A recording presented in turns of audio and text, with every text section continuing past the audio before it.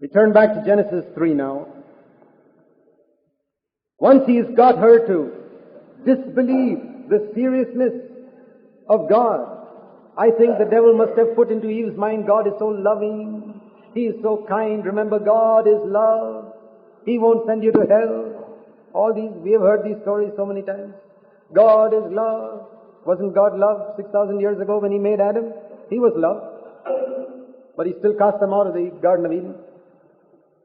And Adam died.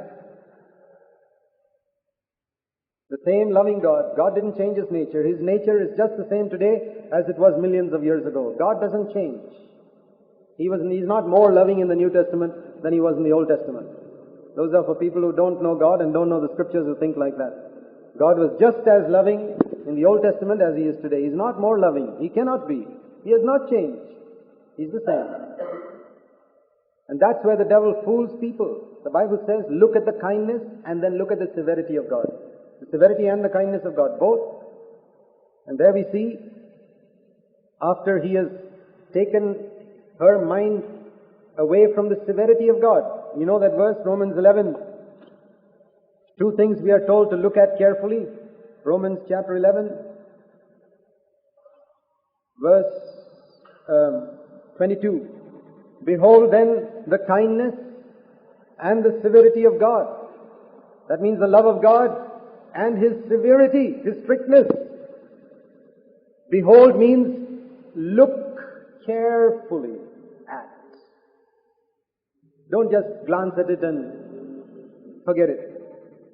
Focus your microscope on the kindness of God. And then focus your microscope on the severity of God. And get a good view of both. And be a balanced Christian. And the devil got Eve to forget about God's severity, saying, you shall not die. That's the spirit of the harlot. After he had got her to forget about God's severity, then he made her doubt God's kindness and love also. He's got to get us away from both the severity and the love of God. And some misunderstanding of God's love is left. Because he says to Eve in Genesis 3:5, God knows that in the day you eat from it, your eyes will be opened, and God doesn't want your eyes to be opened. And you will be like God, and God is a bit jealous that you might be like Him. Can you think of such a stupid thing like that? To believe such a stupid thing, that God is a bit jealous that you might be like Him, and that's why He doesn't want you to eat that. I can't imagine how anybody would fall for such a stupid argument. And yet she fell. But there are more stupid arguments for which believers fall into sin today. When they want to do something, they think of some justification for it. And who do you think is giving them all the reasons for their justification? Of course, the devil. And they've got some justification to do something which their spirit and their conscience is keeping on telling them it's wrong, it's wrong, it's wrong. But their reason, helped by the devil, thinks up some nice justification to do something which they want to do. Yeah, and then God allows them to go that way. What a stupid reason He gave. And she ate. It's very interesting to see here that the temptation that was given to Eve was, you will be like God. Think of that phrase. You will be like God.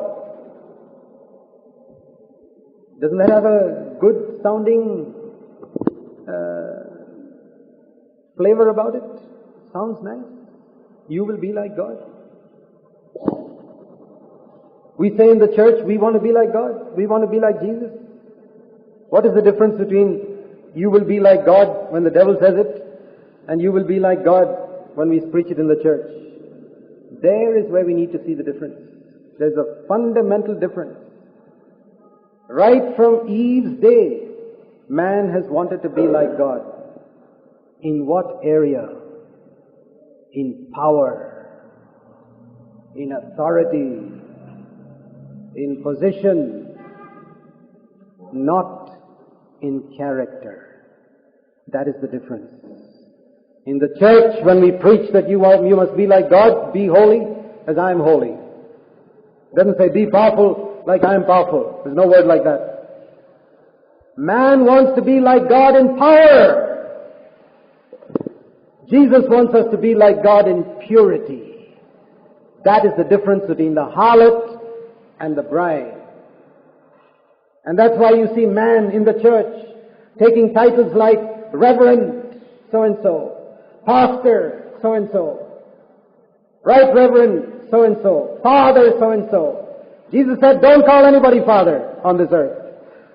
Don't be called Rabbi.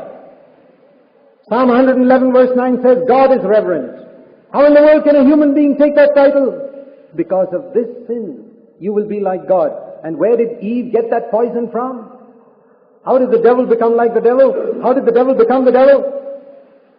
When he was a pure angel, Lucifer, he wanted to be like God. That's how he became the devil. And he said, I'll put this poison into Adam and Eve also. You will be like God. The same sin. Actually, they were tempted by the same sin that Lucifer also fell in. You will be like God. And he thought, oh, I'm going to be like God. Is it wonderful? In what? In character? In purity? No. In power. In knowledge. You will know. In knowledge. You will know good and evil. That's what man wants. Knowledge of all things and power and authority and position. Beware of it. Beware of it, my brothers and sisters. When we seek to have power over other people, you're falling for the same sin. To be like a mini God to another person. We are not to be mini gods to other people. Jesus said, you are all brothers and be servants. That's all. Be a servant and be a brother. That's all. Nothing more than that. Beware of it, because there is this poison in our flesh of wanting to be like God to somebody else. Wanting to have authority over somebody else. Wanting to draw away disciples after us. The Bible speaks about that in Acts 20, about those who draw disciples after them. Do you think that such a thing can never be found in the midst of CFC? Why not? You can be a brother wanting to get admirers. You can be a sister wanting to get admirers among the other sisters. What spirit is that? What spirit is that? When you want people to admire you. That is the spirit of Lucifer. That is the spirit of you will be like God. You draw a company of your admirers around you. Be careful, my brothers and sisters. There are so many little children out of this big mother serpent called you will be like God. Small little things, wanting to be like God to somebody else.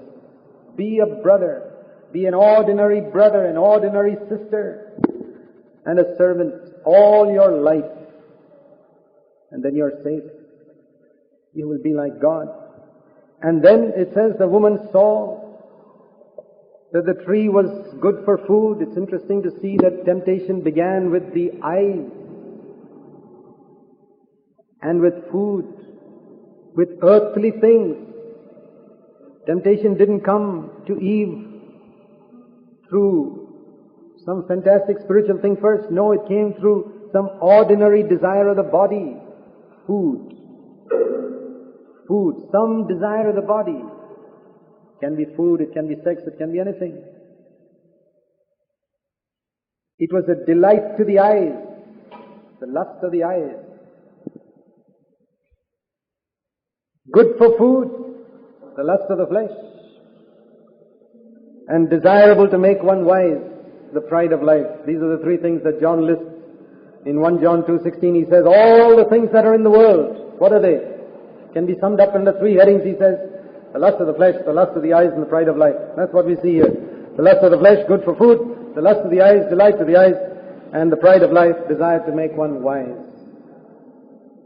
See, these are the avenues through which temptation comes to us. What we see, what a delight to my eyes. That's the first step towards sin. admiring a beauty which has got some potential dangers in it. God is not...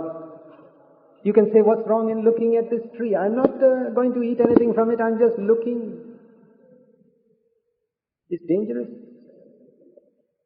To admire something God has forbidden.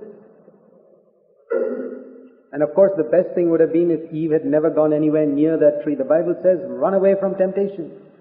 Flee from youthful lust. You can't hang around close by to a youthful lust and then say, oh, the pull is so strong. Why are you hanging around so close to that tree then? You should be far away from it. Think if Eve was 1 mile away from that tree, then the devil couldn't have got her. What was she doing hanging around that tree when she had no business to be there? God had forbidden it. There's a lesson there. Temptation becomes strong when we put ourselves in that place. God will not allow us to be tempted beyond our ability, but we can put ourselves in places where we are tempted beyond our ability, because we go and put ourselves there. We don't flee from youthful lust. And what she should have done, as soon as she heard this suggestion of this tree, she should have run away. Even then she didn't run away. She saw, and it says here, she took and she ate. Notice that the devil could not force her to do that. The devil cannot force anyone to sin. He'll make you do it yourself. That's a comfort to us. You know, the devil can't force you to sin. He can't take that fruit and shove it down our throat and say, take it. No. He can't do it. God has not allowed him to do that. You sin yourself. He'll tempt you. He says, come. It's nice here. Come. No, nothing so serious here. Come. And we go and take it ourselves. It's a great comfort for us to know that the devil has got certain limitations. He's got a boundary too. And he can't take that fruit and shove it down my throat. He can only tempt me to pluck it off myself and eat it. Yeah, let's learn a lesson from that. And then she gave it to her husband. Who was, what does it say here? With her. He was standing there all the time. Like some dumb husbands watching their wives go astray and stand there like a dope, watch the wife go completely astray, say nothing, all this conversation going on, and he doesn't even say one word. And then she says, take it. He says, yes, darling. And he eats it. He ate. No wonder God said to Adam, because you listened to the voice of your wife, you ruined your home. To how many people God has to say that today? Because you listen to the voice of your wife, your home is ruined. Be careful. Don't let the wife take the leadership in the home.